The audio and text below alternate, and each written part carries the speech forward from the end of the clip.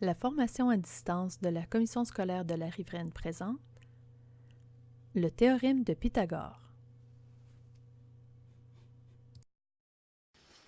Bonjour, je m'appelle Claude et je suis enseignant à la Commission scolaire de la Riveraine ainsi qu'à la formation à distance. Cette capsule va porter sur le théorème de Pythagore. Tout d'abord, le théorème de Pythagore s'applique uniquement dans le cas où nous avons un triangle rectangle, c'est-à-dire un triangle comportant un angle droit ou un angle de 90 degrés.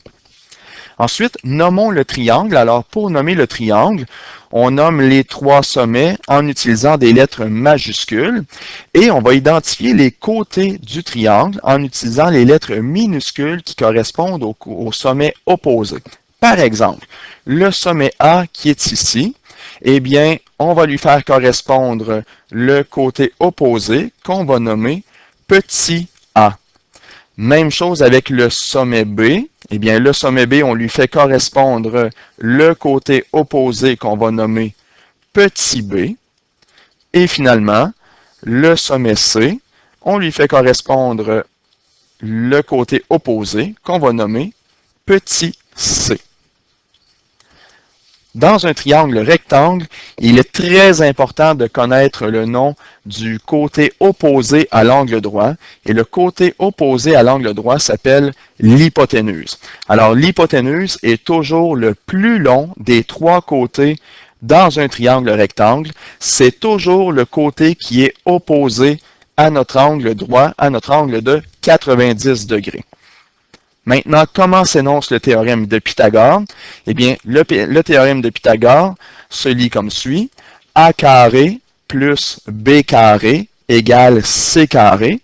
Alors, ce que ça signifie, c'est que si on additionne le côté, ici, la mesure du côté A au carré plus la mesure du côté B au carré, eh bien, on va obtenir l'hypoténuse, le côté C, au carré.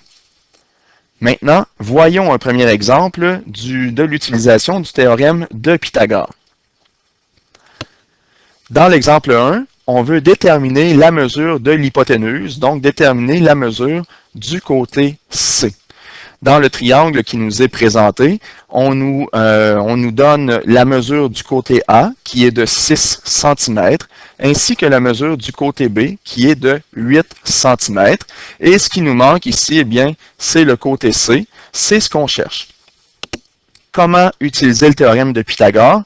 Eh bien, ce qu'on doit faire, ce sera de remplacer les valeurs de A et de B dans le théorème de Pythagore par les valeurs qui sont connues dans notre triangle.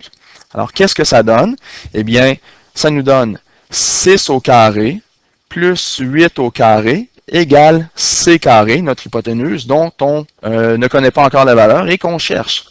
Alors, si on fait le calcul, 6 au carré, c'est 6 fois 6, ça nous donne 36.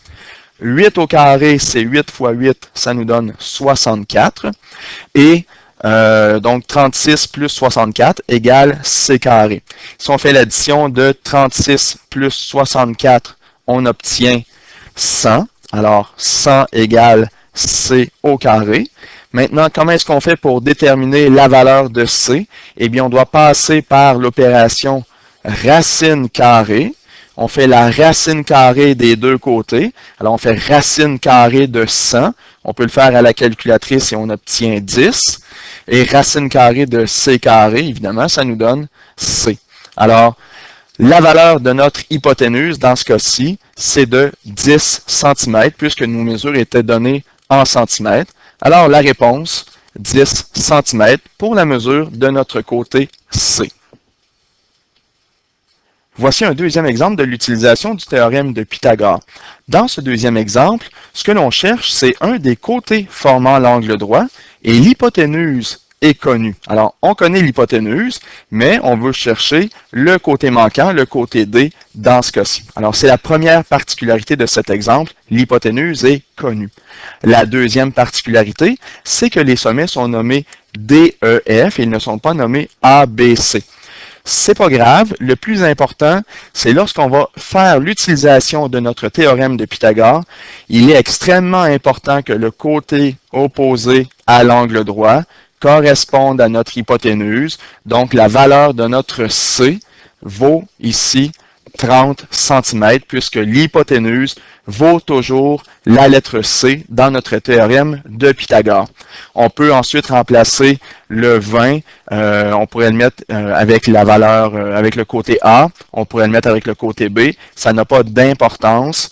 Ce qui est extrêmement important par contre, c'est que l'hypoténuse correspond tout le temps à la lettre C dans notre théorème de Pythagore. Alors, dans ce cas-ci, on va attribuer la valeur 20 cm à la lettre B. Alors, qu'est-ce qu'on obtient? On obtient A carré plus 20 au carré égale 30 au carré. Il nous reste maintenant à faire le calcul. 20 au carré donne 400. 30 au carré donne 900. Alors, on est maintenant rendu avec l'équation suivante. A carré plus 400 égale 900. Maintenant, comme ce qu'on veut, c'est isoler la variable A, eh bien, le 400 qui est ici, on doit le transposer de l'autre côté en soustraction. Il va devenir moins 400. C'est ce qu'on va écrire à la ligne suivante. On va avoir A carré égale 900 moins 400. Ensuite, si on fait le calcul 900 moins 400, on obtient 500. Donc, nous avons A carré égale 500. Et qu'est-ce qu'il nous reste à faire maintenant pour calculer la valeur de A? Eh bien, il nous reste à passer par l'opération de la racine carrée, encore une fois. Donc, pour se débarrasser d'un exposant 2, on passe par la racine carrée. Et qu'est-ce qu'on obtient si on fait racine carrée à la calculatrice? Eh bien, on va obtenir ici A égale 22,36. Et ce sont des centimètres, puisqu'on avait des centimètres dans nos mesures. Si la question demandait d'arrondir au dixième, eh bien, la valeur de A, dans ce cas-ci, serait de 22,4 cm. Alors, 22,4 cm, qu'est-ce que c'est? C'est la valeur de D qui est ici. Alors, D égale 22,4 cm. Et notre problème est terminé.